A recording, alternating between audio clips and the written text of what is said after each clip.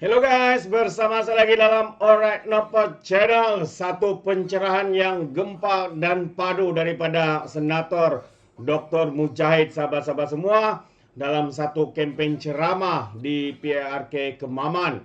Jadi terbaik sahabat semua, saya boleh simpulkan bahwa ini adalah langkah pertama untuk kita menolak virus yang berbahaya daripada Perikatan Nasional. Ya, kita tahu geng-geng mereka ini adalah geng kaki fitnah dan ya sukakan perpecahan. Karena apa?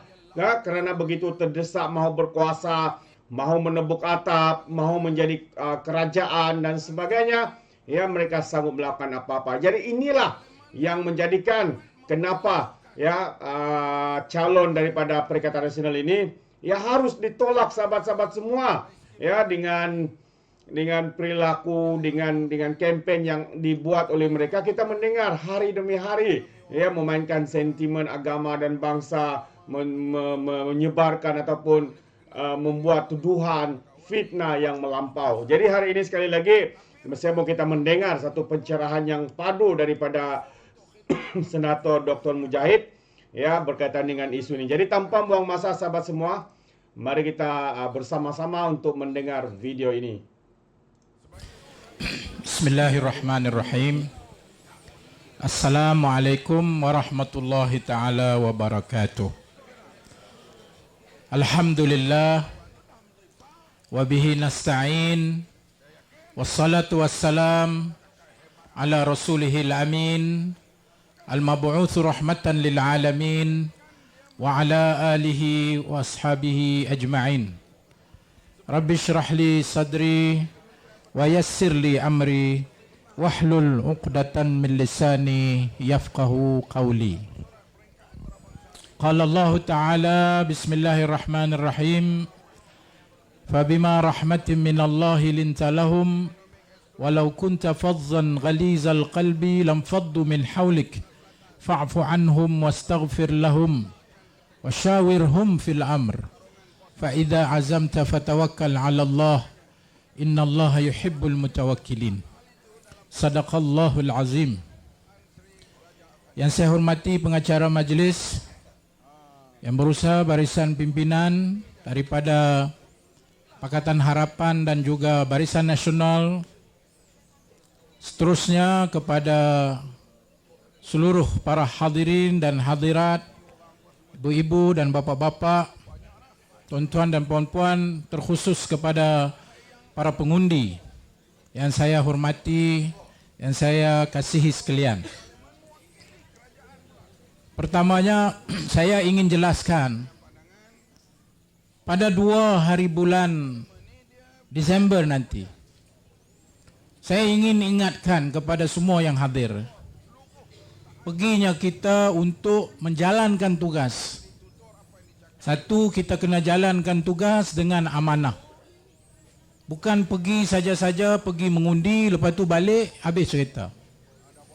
Sebab saya nak kaitkan tanggungjawab kita pergi mengundi ini, bukan sahaja ia merupakan tanggungjawab sebagai pengundi.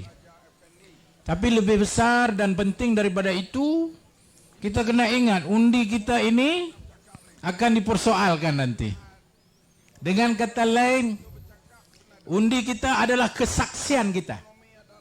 Atau dia kata syahadah kita. Mana saksi kita ni? Lah ni kita ada 2 calon. Satu daripada calon perpaduan, satu daripada calon dari Perikatan Nasional. Kita kena buat satu pertimbangan.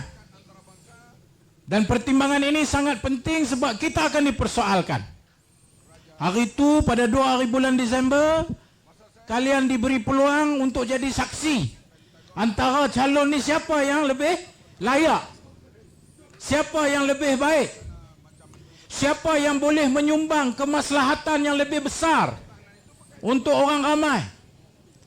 Siapa yang akan dengan kita lantik dia, pilih dia, masuk dia ke dalam dewan, kita telah menjalankan tugas yang terbaik, bukan untuk diri kita, tapi mewakili ramai yang ada di dalam Parlimen Kemaman ini.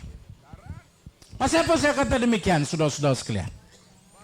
Kalau kita memilih Perikatan Nasional, kita memilih atas apa Perikatan Nasional ini? Kita tahu hari ini, tuan-tuan, kerajaan di peringkat persekutuan adalah kerajaan perpaduan yang dipimpin oleh Perdana Menteri kita, Yang Amat Berhormat Datuk Seri Anwar Ibrahim.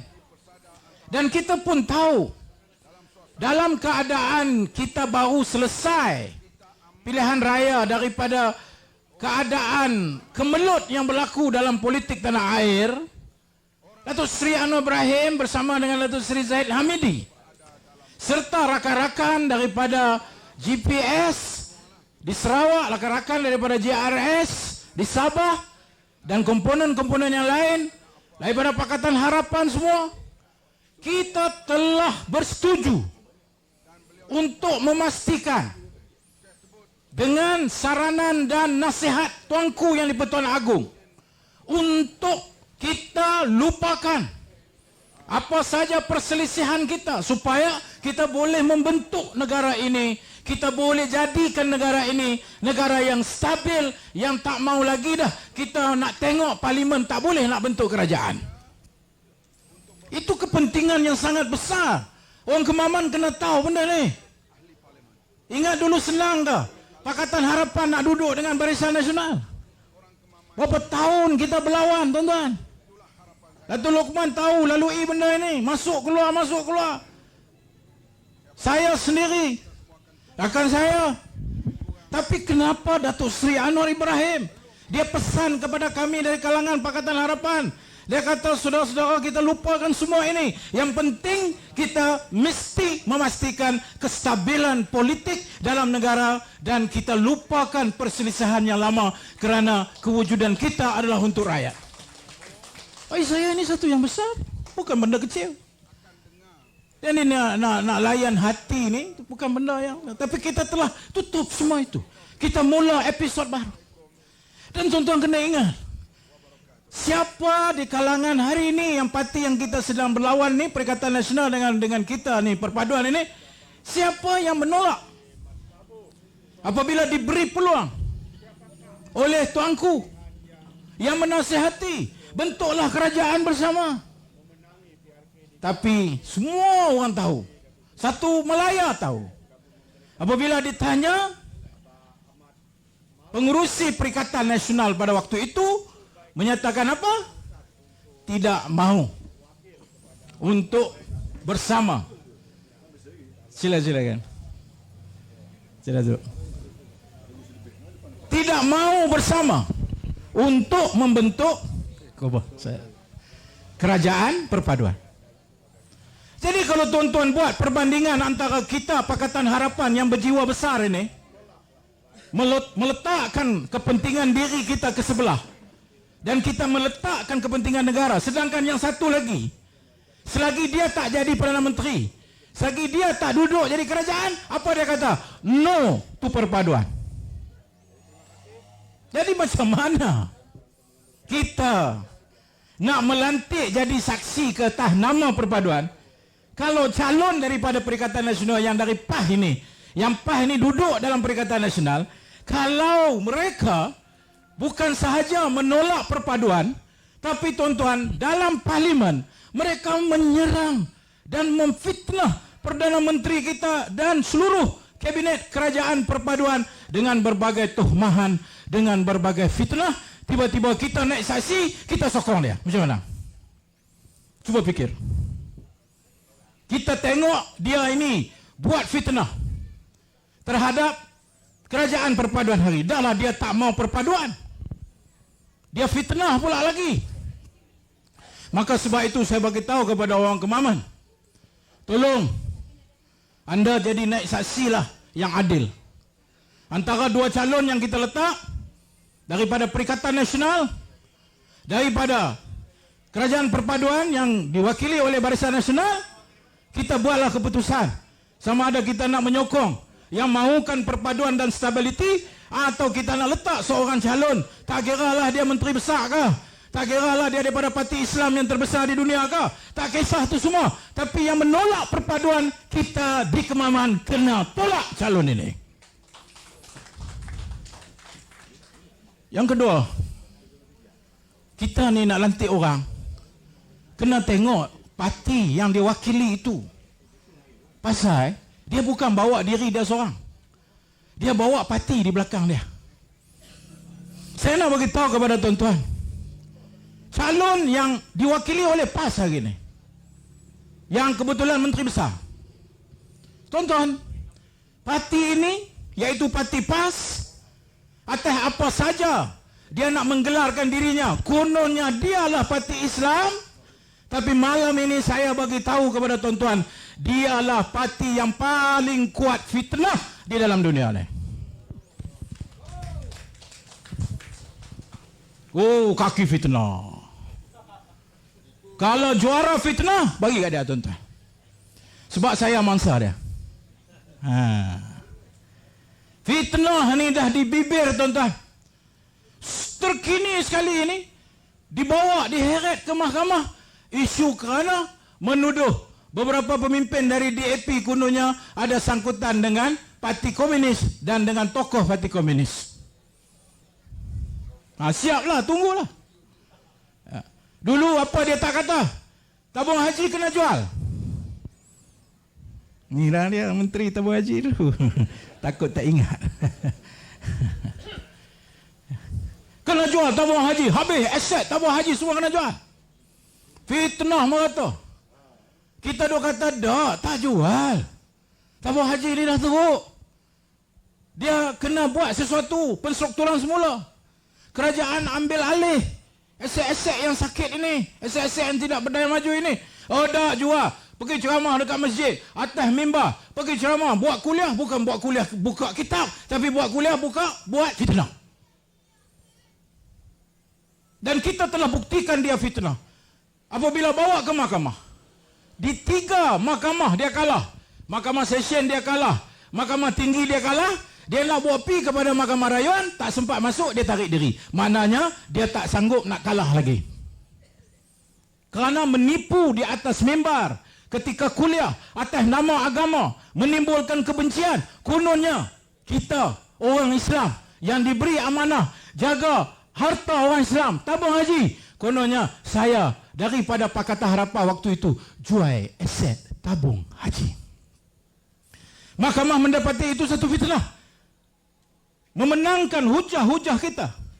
Dan yang terkini 8 hari bulan Oktober baru ini, sambutan 60 tahun tabung haji, Perdana Menteri telah mengisytiharkan yang mereka kata kononnya kita jual aset 20 bilion itu. Kononnya Datuk Seri Anwar menyebut 20 bilion itu berada dalam simpanan Kementerian Keuangan, dan oleh kerana tabung haji dah elok, maka saya nak serah balik kepada tabung haji. Bermakna bukan dijual, bukan kita menggadai tabung haji, tapi kita menyimpan aset-aset yang sakit itu supaya yang elok-elok ini boleh terus berkembang. Patut terima kasih lah. Tapi tidak, yang kita terima apa? Fitnah. Dia fitnah lagi macam-macam. Dia fitnah lalu konon kita sokong LGBT. Kononnya kita bersama dengan LGBT. Kita mengiktirafi LGBT.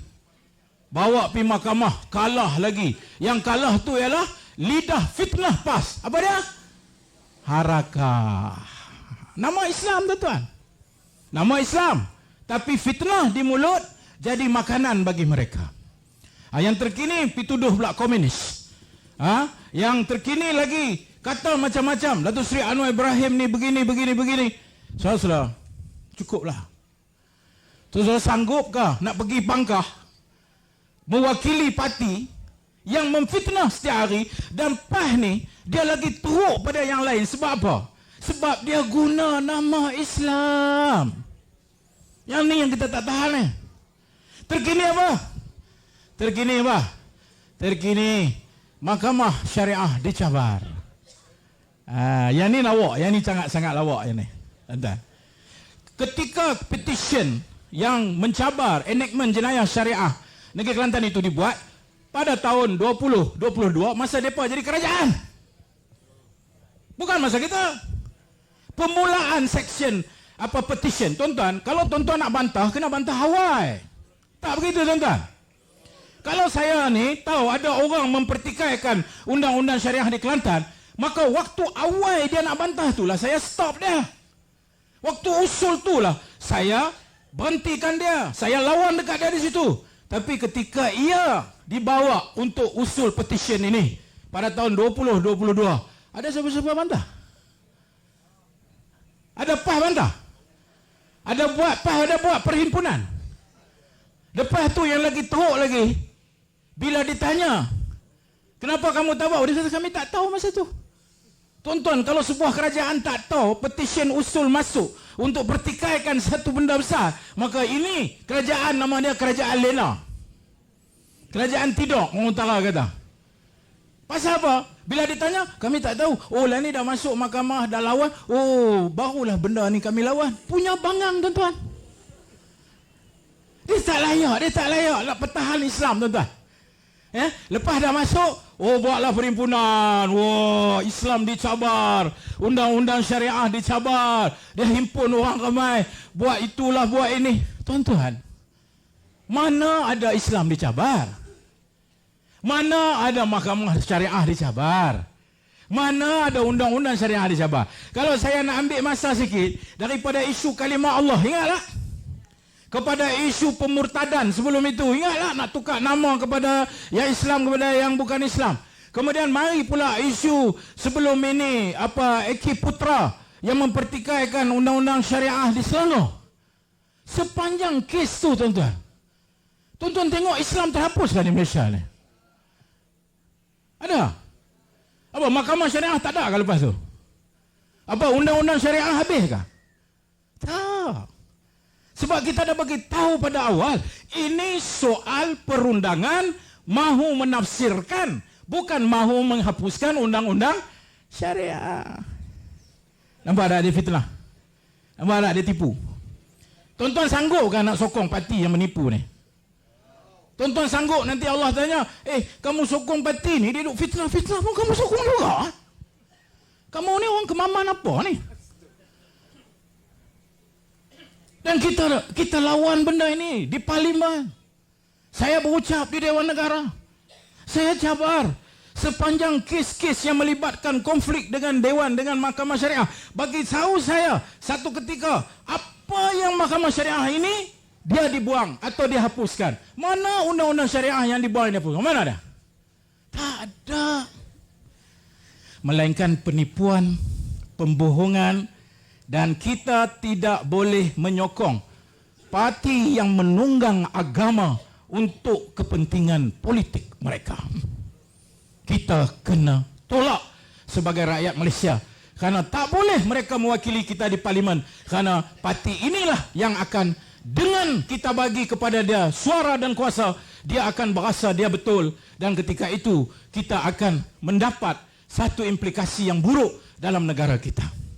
Dan yang ketiga, saya seru kepada orang Kemaman, takkanlah tak boleh bagi kami daripada kerajaan paduan satu kursi parlimen. Tak ada langsung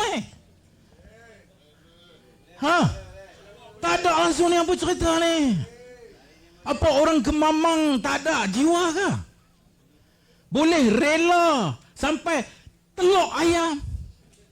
Saya tak boleh fikir, tuan-tuan. Sebab itu, kalau kita nak buat perbandingan tadi, Datuk Seri Muhammad bin Sabu telah jelaskan kepada kita kenapa kita perlukan calon Tan Sri Raja Effendi ini. Kita mau suara.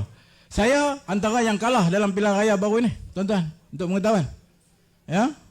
Gelombang hijau, gelombang hijau. Tu dia. Betul abang. Ia bukan gelombang hijau. Dia gelombang apa? Dia gelombang apa? Takkan kita nak bagi gelombang fitnah lagi kot. Cukuplah, bobo lah orang kata. Jadi tuan-tuan dan puan-puan, tiba masanya kita buat keputusan. Dan kita ada peluang dan ruang supaya orang Kemamang boleh bagi tahu kepada seluruh negara, kami berjaya memberhentikan gelombang fitnah ini. Dan anda akan diangkat menjadi wira-wira yang hebat. kerana berjaya menyekat gelombang fitnah daripada mereka yang bukan untuk kepentingan rakyat, tapi lebih kepada kepentingan sempit parti mereka menggunakan agama, menggunakan kaum. Saudara-saudara, saya rasa cukup 3 poin yang saya bagi. Saya ingatkan balik bahawa kita menjadi saksi kepada semua ini pada 2 hari bulan Disember. Jangan pergi melenggang kangkung sekadar pergi undi. Dan lebih buruk daripada itu, jangan mengundi kerana orang bagi duit kat kita, orang bagi habuan dekat kita. Kita tak akan jawab di depan Allah, kenapa kamu undi orang yang fitnah? Kenapa kamu undi orang yang daripada parti yang fitnah? Kenapa kamu undi mereka yang suka mengadu domba dalam masyarakat hari ini? Tuan-tuan akan jawab apa? Sebab saya diberi duit. Tuan-tuan ingat Allah nak terima jawapan tuan-tuan.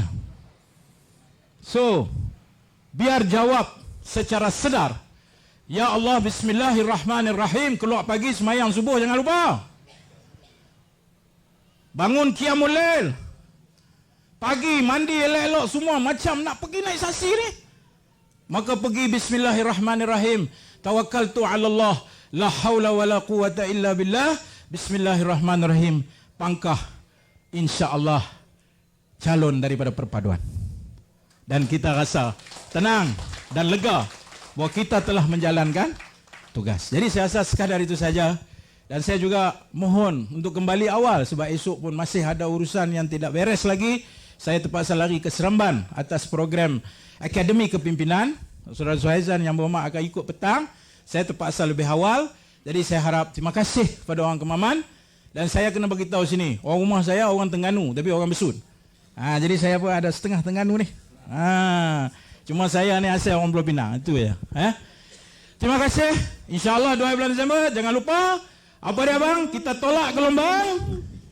Kita tolak gelombang. Kita tolak gelombang. Dan kita nobatkan insyaAllah calon daripada perpaduan. Assalamualaikum warahmatullahi ta'ala wabarakatuh. Terbaik sahabat semua. Itu dia seperti yang saya katakan. Tolak virus berbahaya. Virus gelombang fitnah ya yang dibuat oleh geng-geng kaki fitnah daripada parti PN ini sahabat-sahabat semua.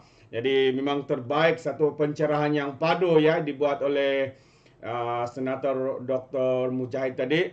Dan kita berdoa ya seperti mana yang dikatakan, berilah peluang kepada calon perpaduan agar menjadi jambatan ya kepada rakyat di Kemaman dengan kerajaan persekutuan terbaik. Jadi sahabat semua, terima kasih sampai di sini saja. Izinkan saya untuk mengundurkan diri dan seperti biasa peribahasa mengatakan tak apapun kangkap 2 ton keinginan. Dalam bahasa Melayunya tepuk dadah tanya selera. Sekian je daripada Orange Channel. Kita berjumpa lagi. Sekian. Bye bye.